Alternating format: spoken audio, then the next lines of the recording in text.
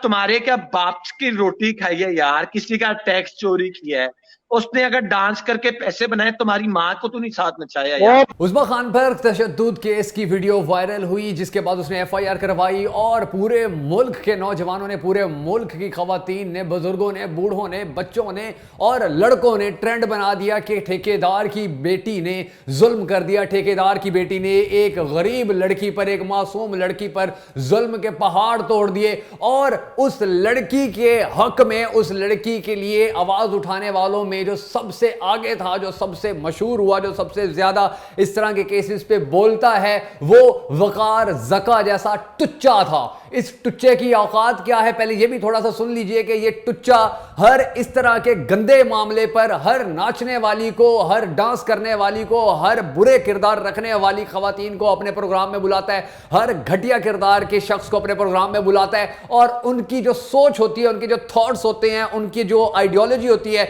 वो लोगों को दिखाते हैं और बड़ा खुश होता है। पूरी दुनिया में कहीं भी कोई औरत बर्दाश्त नहीं करती है कि उसकी खातून के साथ एक डांस करने वाली, दो टकों में बिकने वाली खातून रंगरलियां मनाए या उसके साथ उसके नाजायज ताल्लुकात हो और वो चुप करके बैठ जाए। और यही कुछ उस खातून ने भी किया था, उस्मान की बीवी ने भी किया था, जब उसको पता चला कि उसके शौहर के किसी के साथ नाजायज ताल्लुकात हैं, जिसके बाद पूरे मुल्क की जो अवाम है वो उस उस्मा खान जैसी मासूम लड़की के हक में बोलना शुरू हो गई। और पिछली वीडियो में अगर आपको याद हो तो मैंने आपको बताया था कि ये खवातीन उस्मा खान जैसी या दूसरी जो खवातीन होती हैं जो खुद को मशहूर करना चाहती होती है, इसी तरह लोगों के साथ ताल्लुकात, नाजायज ताल्लुकात बनाती हैं, अपनी वीडियोस वायरल करती हैं और फिर खुश होकर बैठ जाती हैं कि लोग उनके ट्रेंड बना रहे हैं। हालांकि यही अवाम जो इन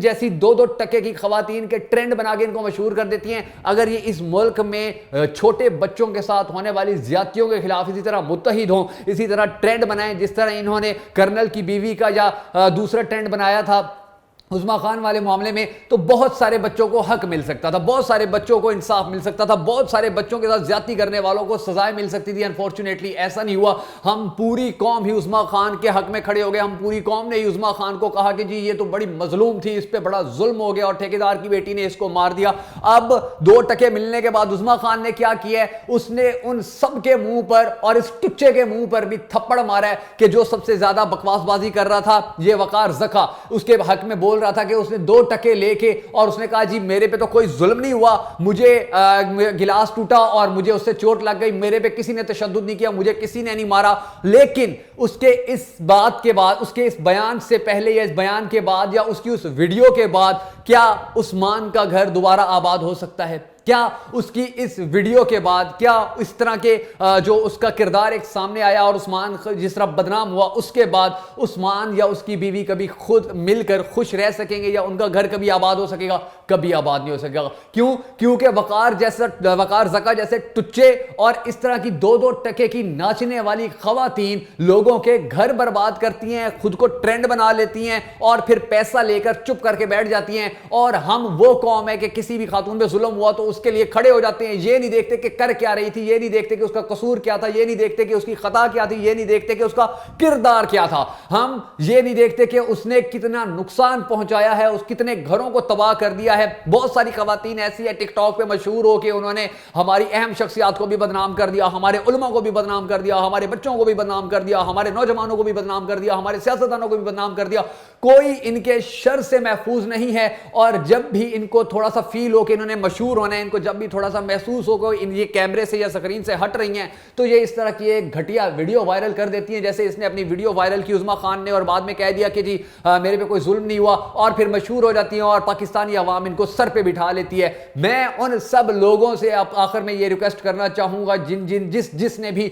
उस्मा खान को डिफेंड किया था, जिसने भी कहा था कि उस्मा खान के साथ ज्यादती हुई है, जुल्म हुआ है, मैं उन सबसे सिर्फ एक रिक्वेस्ट करना चाहूंगा कि खुदारा किसी के लिए आवाज उठाने से पहले, खुदारा किसी के नाम का ट्रेंड बनाने से पहले, खुदारा किसी को इंसाफ दिलवाने की कोशिश करने से पहले ये देख लिया कीजिए कि अगले का किरदार कैसा है। ये देख लिया करें कि अगले ने किया क्या है, अगले के साथ हुआ क्या है। एक खातून ने घर बर्बाद कर दिया पूरा और हमने उसको इंसाफ दिलवाने के लिए ठेकेदार की बेटी का ट्रेंड चला दिया, और अब उसी खातून ने 2 टके लेकर सबके मुंह बंद करवा दिए कि जी मेरे साथ तो कुछ हुआ ही नहीं था। तो पाकिस्तानियों, खुदा का वास्ता है इन 2-2 टके की खवातीन को छोड़कर इनके नाम के ट्रेंड बनाना छोड़ دو اور ان مظلوم بہن بیٹیوں کے لیے آواز اٹھاؤ جن کے ساتھ ظلم ہوتے ہیں, جن کے ساتھ یہ وڈیرے ظلم کرتے ہیں, جن کے ساتھ زیادتیاں ہوتی ہیں, جن کے ساتھ زیادتی کے بعد ان کو قتل کر دیا جاتا ہے. ان بچوں کے لیے آواز اٹھاؤ جن کی لاشیں کچرے سے ملتی ہیں. ان بچیوں کے لیے, چھوٹی چھوٹی بچیوں کے لیے آواز اٹھاؤ جن کی لاشیں کچرا کنڈی سے ملتی ہیں, جن کی لاشوں کو زیادتی کے بعد